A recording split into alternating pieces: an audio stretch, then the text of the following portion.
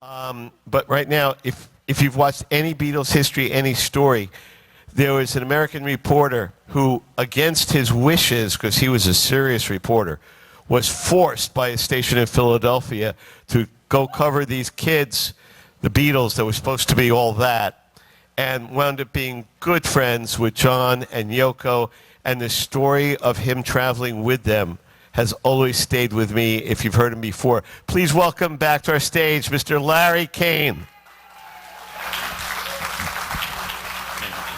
Which side? Put you right here. Sure. Welcome home to the Fest for Beatle fans. Well, it's been a while, and I want to tell you why it's been a while. I have this book, and Ticket to Ride, and they stopped publishing it. Move a little closer. So I had to go actually legally to get it back printed again.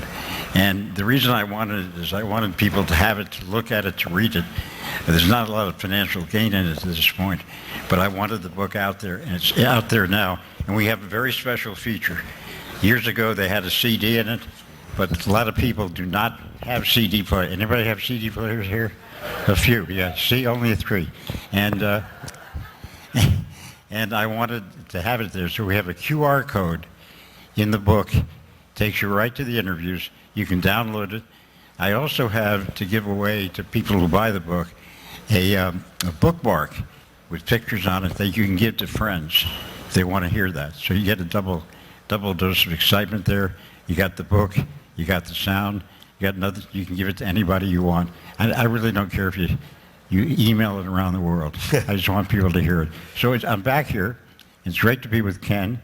He's a legend in his own time, and not in his own mind, like a lot of people in my business. Thank you very much. And it's great to be here. Same here. Same here. God bless. Do you mind me asking? This is rude, but how old are you? Anything you want. How old are you now? I'll be 83. God bless. And we have 6 grandchildren, 2 of whom, about 6 years ago, came home from the mall and said, "Have you ever heard of a group named the Beatles?" Did they really? And I said, yeah, they didn't know. Isn't that a beautiful moment? So I was at my 5th graders class last week to talk about my career. And they had the whole 5th grade of this class. I was more nervous about being at his class. And of course. And I've spoken to thousands of people, ever. And it worked out. And at the end, I said to them, I want to know 2 things from you. What do you watch on television? And to a person, there's 88 kids, YouTube. They love YouTube. Yep. YouTube owns the young people. And then I said, has anybody here ever heard of the Beatles? And everybody raised their hand. And it was kind of fascinating. And I gave them the QR code, and they were very happy with that. And it was very exciting to do that. But a lot of young people love the Beatles because the fact is, and I'm not putting, look, when the Beatles came out, Elvis came out, my parents, my mother loved them. My father said, watch their back. Watch your back. They're a menace to society. And when I was leaving on the first big tour, he warned me about that. My mother had died that year, and I found out a lot about the Beatles. Number one, Paul McCartney lost his mom when he was 14. John lost his mother. She was in an auto accident when he was about 18. And my mother died when she was only 40. And I was 21. So throughout the beginning of the tour, and those of you who know who I am and have heard the tapes, you know that we had a very close relationship. And all they did for the first week or 2 was check on me to see if I was okay. And they shared stories about their moms. So as human beings, they were 4 of the greatest I've ever met. And Beautiful. And I will tell you this, here we are in the society we live in today, with all kinds of things going on, and the Beatles bring people together. They're uniformly, whatever they believe elsewhere, they love the Beatles. And it's much more than music. And it's one thing that happened was when the movie 8 Days a Week came out about 6, 7 years ago, I went deeply into the fact that I advised them in Las Vegas that the Gator Bowl was going to be segregated. Wow. From that time on, I thought Brian Epstein was going to go apoplectic. He was $50,000, worth about $1 maybe 300,000 today. Sure. And 3 days before the event, they insisted that the entire place be integrated for the first time. And because of that, the Southeastern Conference football integrated all their stadiums. So the Beatles made a big deal out of it, but they didn't realize about it. And when I saw Ringo and Paul at the premiere of the movie in London, the first thing Ringo said was, "What the bleep, Larry? What the bleep?" Letter begins with F. And I said, "What's wrong?" He said, "Larry, you know and I know. This movie is the Larry Kayne life story, also starring the Beatles." and I said, "You got to be kidding me." But it's true. I'm in about 45% of the movie. And Paul said, "You remember a lot of what we've forgotten over the years." And when they heard about the standing up for racial justice, they knew, and Ringo featured that in his 80th birthday party. Well, the thing is, when you're in the eye of the storm, you can't see it. It's all going by so fast. Larry, and with no offense to the DJs, with no offense to, you know, the jocks who came in and who tried to be the fifth Beatle and Murray the K and all that crap, but this man is a reporter, and this man is a very, very good reporter. So your goal is not to be part of it, but to report on it, to get it. You are absolutely, I don't know if you know the term Boswell, that your job is to be the Boswell, to write what you see and to remember it. So you're the documentary about what those crazy days are. Well, there were a few other newsmen there, but news people, but the DJs mainly wanted to know, no insult here, but Ringo said to me, "Larry, in all these years, I never knew you were a broadcast journalist. I thought you were a smart DJ." And with brains. And sorry about that. No, it's fine. But anyway, so we had this wonderful relationship, and a lot of great things happened. I want to tell you one story, and I don't tell these stories too often, but most of my commentary about the Beatles is about them. There is a stream, though, of a thread that runs through the first two tours. First of all, the first night in San Francisco at the Cow Palace, it was insane. Jelly beans flying all over the place. John almost lost an eye. It was horrible. And I decided I wanted to go to the back of the arena and about maybe halfway back to where you are. And all of a sudden, I had a 45-pound tape recorder, 45 pounds on my back. I had the reel-to-reel stuff kept falling off. And I got trampled on the way to this by 40 kids on the way to the stage, and I fell on top of the tape recorder, and I started to bleed, and I was sort of really shaken, you know. And this young man was sitting there with a triple, maybe a four, I don't know, it was a gigantic custard, and he said, "Sit in my chair." So my shirt, there's blood all over my shirt. And now all the ice cream from his cone is dripping into the zippers of my pants. And Neil Aspinall, their road manager, runs over, says, "Come on, we got to get to the airport." Now it's late summer in San Francisco. Right. Nobody saw what was going on. They knew I was out of breath, and I looked strained. I get to the plane. This was our first trip on the American Flyers airliner. And at the top of the plane was Paul McCartney acting as the captain. Okay? And he was as I got up, he looked at me and says, "Oh my God, you've got blood on your shirt and cream in your pants. You are living a secret life, Larry Kayne." And you know, I just met him. So anyway. You've never told me that story before. You've never told that story. There's a second thing that happens. This is a thread through 1964, 65, and even in 2016, when McCartney only remembered one thing about the tour. That's me going on for the first time. So about 3 weeks later, we're in Hollywood at a mansion.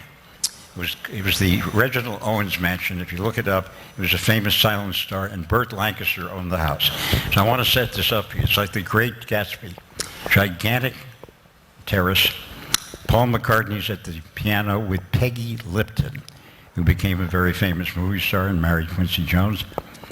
Frank Sinatra's there, Dean Martin, the brothers of us from Sea Hunt, the Bo and The Bridges. Bo, they're teenagers, and a lot of women from Capitol Records. So everything's quiet. John's in the corner. He just slapped a reporter because he asked him if he was cheating on his wife. And a typical night. And Ringo was having a good time. George was really pleasant. And a woman came up to me and said, "What are you doing here?" I said, "I'm a reporter traveling with him." And she said, "Well, what do you do?" I said, "I'm doing interviews." And I said, "What do you do?" She says, "I'm an actress, and I star in horror movies." And I said, well, I don't understand. Then she started screaming. I mean, so loud that if you heard it right now, everybody would dial 911 on your phones. And she whispers to me, "I'm a screamer." I see that now. I was in the movie with Vincent Price called House of Wax, and that's what I do for a living. But nobody heard that. McCartney turns around. Lennon runs up to me. And McCartney says, "I knew you lived a secret life. Is that woman okay?" And it gets even better. In 1965, I'm in Bel Air. They now have a nice little cottage with 4 bedrooms over the pool. A cottage with 4 bedrooms over the pool. And John had told me to bring a pair of bathing suits with me. And I didn't. So he said, "I have some store-bought." We were about the same size at the time. Go to the bedroom and come on out. So I went to the bedroom, put my tape recorder aside, figured I'd go to the bathroom, freshen up. And all of a sudden, I opened the bathroom. Now, you know what it's like when the bathroom is too hot and there's condensation. Yeah. And all of a sudden, there was a wave of like a fog. And out of this fog, and I kid you not, this is not an exaggeration, was a woman. She had like a bronze skin. She was beautiful. And she had a towel around her. And like I am, you know, as John used to say, the nerd from the 1950s, I put out my hand, she put out her hand, the towel dropped, she was totally naked. It was Joan Baez. And whoa. So Larry, Kayne, you did leave a secret life. Wait. You do lead a secret life. So wait a second. So I said, I laughed, she laughed, I got dressed. And I said, "John, will you do me a favor? Do not mention it to the boys." Well, she did, and I walked out, and they applauded me loudly. And Paul McCartney, that was the night they met Elvis. There's the day of the night they met Elvis. And Paul said, "You know, Larry, you look like you're a straightforward guy, but there's a secret life you're living, and I know it." And he mentioned it in 2017 and 2016, so they remembered that. And so traveling with them was really an adventure. They were the greatest. I mean, I can tell you so many stories. I could spend hours here, but they were the greatest. And they today, I have a very close relationship with the 2 surviving Beatles and one family, and John's family too. And I'm just, it's incredulous. Here we are in 2025, and we're still talking about the Beatles and listening to them. And we have young fans in the crowd too. That's the most amazing thing. So here I am. I've been doing on the air with 40 years compared to Larry. I'm a newbie. I'm the new kid. 25 years doing like the Beatles on the air. But again, like what you just said, it's a blue rose. It doesn't happen in nature. Everybody loves their teenage idols. You know, first it was Rudy Valley with a megaphone. Hi ho, everybody. And then there was Bing Crosby and Frank Sinatra. And then, you know, nobody could touch Frank Sinatra. But then Elvis comes. And we get Little Richard and the start of rock and roll. And there's this divide of the Sinatra Crosby people and the rock and roll people. And then the Beatles come, and just everybody else is in a fast car, and the Beatles are in this rocket ship. And Larry is part of this rocket ship. But what doesn't usually happen is that, as he said, 2025, it still matters. And I don't say this with braggadocio, but I have more listeners under the age of 18 to the Beatles show than I do of people our age. And that's the joy of this, because the Beatles gave children a chance to come in. Yellow Submarine, All Together Now. And there are so many songs where it's easy for a child to sing along as a nursery rhyme. I've discovered something lately, by the way, Ken, on XM Sirius Radio, the Beatles channel. They're playing a lot of early songs. They always played all the songs from all the other times, but they're playing a lot of the original songs. And I know why, because there's an audience there for them. And it's kind of incredible, but there are three, you understand this, there's three generations of the Beatles. The first one was the fandom, the time when my father warned me, they're going to destroy you, don't go near them. Then, and everybody was crowds and busy. Then it was in the Hollywood Bowl in 1965, I saw some young adults. And after the fandom part, they got into Sgt. Pepper and all the other music. And remember, they only recorded music for 8 years. 8 years. It's amazing. Together, okay? And the last part was the part where they became iconic. And a lot of that happened after the death of John and the continuation of Paul McCartney's band, the Wings, and all the legendary. And it's ironic that George Harrison, who couldn't get a moment to be heard about his music, became one of the greatest songwriters of all time. And there's a piece of tape that you're going to hear on this tape where he said to me in 1965, I said, "What's next?" He said, "Well, after the Beatles will probably come in a year or two." He was off a couple of years. He says, "And I plan to try to write songs." And ironically, in that great movie that was done by the Australian director, Peter Jackson, which I participated in, you found out that every time George came up with a great song, they'd put it off. Well, on, on Abbey Road?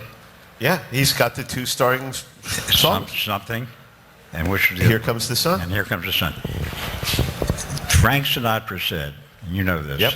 He said, "Something is the greatest love song ever written by McCartney and Lennon."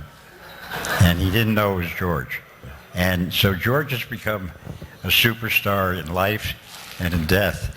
And so much of his impact into that group is now seen in history. And that's history. That's what happens with history. But there's one other thing I wanted to tell you about. Let me interrupt for 1 second. The analogy I always give about George as a songwriter is, are there any Yankee fans here today? Okay. Do you know Yankee history? Do you know who Bob Musial is? Not Stan Musial from the St. Louis. Bob Musial. One hand. Bob Musial was hit like 350 every year, drove in 60 runs, an amazing ball player, and you don't know his name because Bob Musial got up after Babe Ruth and Lou Gehrig. How about that? And I always thought, George Harrison was the greatest singer, songwriter, musician in any rock band not named the Beatles. Yeah. But he happened to be in a band with his two friends who could change the world. I'll give you some, because I don't want to hold up the concert coming up, but some flashbacks that I have. June 4th, 1968, I arrived. I was invited by the Beatles to come over and visit them in London, just a friendly visit. And the morning I arrived, Robert Kennedy was shot. And I went to Paul McCartney. I went right to NEM's headquarters, and he had a young lady, and he wanted me to hear her song. Her name was Mary Hopkin, and the song was Those Were the Days, and she was the first client of Apple. Wow. And she was about 18, and she was just standing there in wonder. He was playing a little reel-to-reel tape recorder. And anyway, I said, I'm going to tell the story because it's so weird. You know anybody in town? Paul didn't want to talk about the assassination attempt. And he said, yeah, Dwayne Eddy, this great guitarist, is in town, and I know him, and I know he knows the Kennedys. So I met Dwayne Eddy. I hired a camera.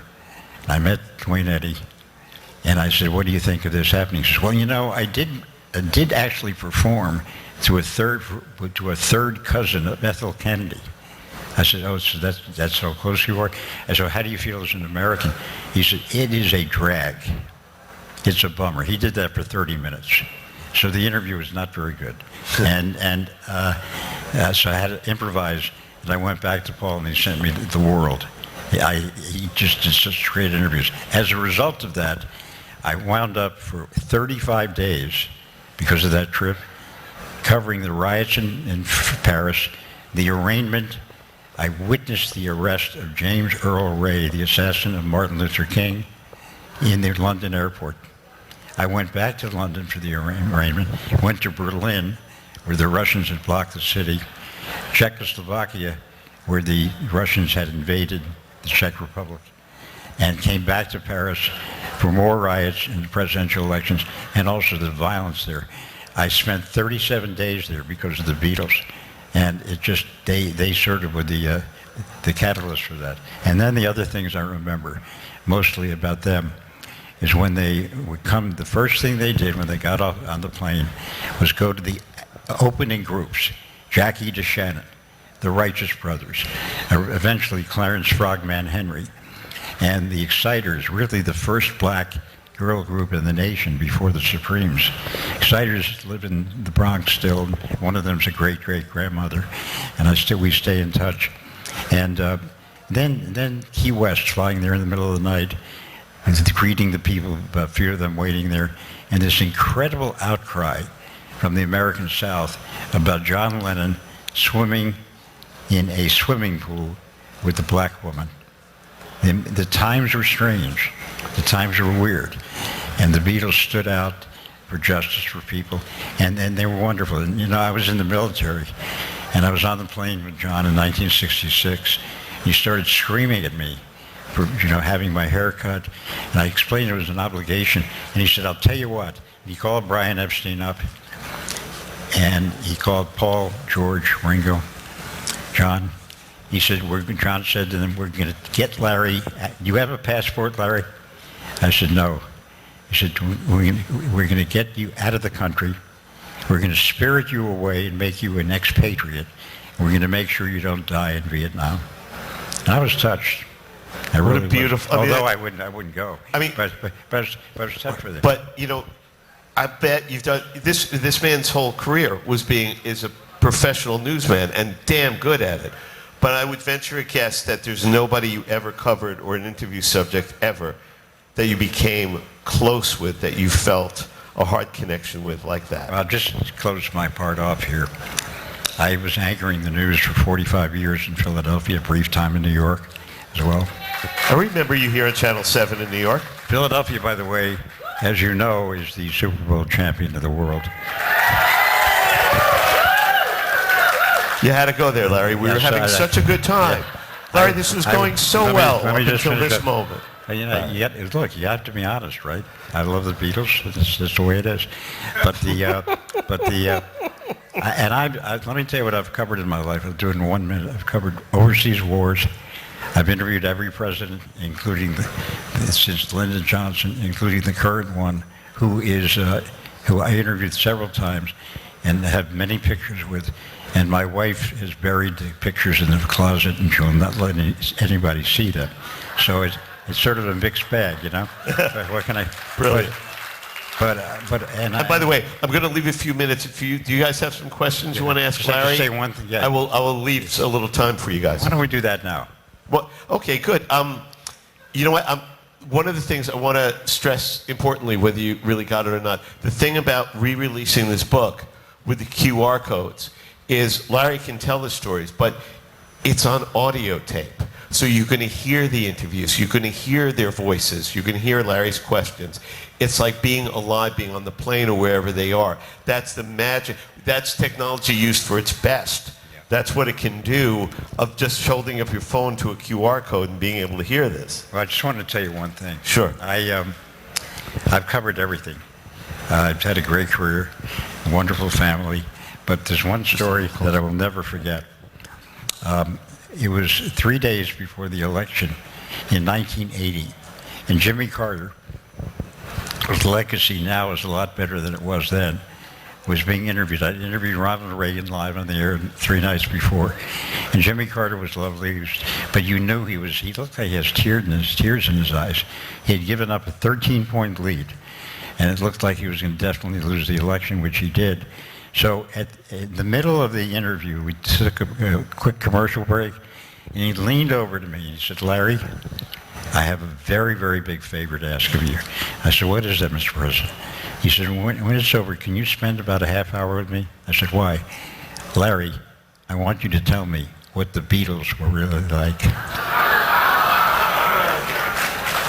And here's a guy who's about to lose the biggest loss you can have. And he just loved them. And all the times I've seen him since, he's always asking me about it. Oh, what a beautiful memory. What a wonderful legacy. Yeah. Oh, Larry Kayne, ladies and gentlemen. If you guys have some questions specific, Larry will answer anything. About John, about George. Do we have anything? Are we good? Is there anything I didn't cover? Wait a second. Did I introduce Eric? Eric, are you out there? Eric Taros is the archivist of all my tapes. I own the largest collection of one-on-one Beatle interviews in the world. And he's the person to put them together. Half of the stuff in the movie 8 Days a Week was found. We call him the founder of lost memories. And he has machines that can play all the tapes back to the 1950s. And if Eric's here, I'd like him to stand and take a round of applause. He's really incredible. And he is from Boston, but we'll forgive that for a while. And anybody have any questions? I can't really see, so you have to. No, it looks like I think we covered all the bases. We're good. How do you top President Jimmy Carter about to lose the election saying, "Can I ask you one favor? Tell me about the Beatles"? You can't. That's the mic drop of mic drops to me to a career, Larry. They got that on tape, by the way, at the stage. Do you really? Yeah. Larry Kayne, ladies and gentlemen, are you going to be signing Absolutely. books? I'll be here until 5:30. You're here till 5:30 outside? Yeah, I got some ball games tomorrow with some of the grandchildren. We have 6, so it's a little rough. What a joy to have known you all these years, to be your friend. Congratulations. What a life. What a life. And thank you for coming. Thanks to Mark for helping me revive this book. Yeah, we keep this going. It's fantastic. Thank you. Thank you.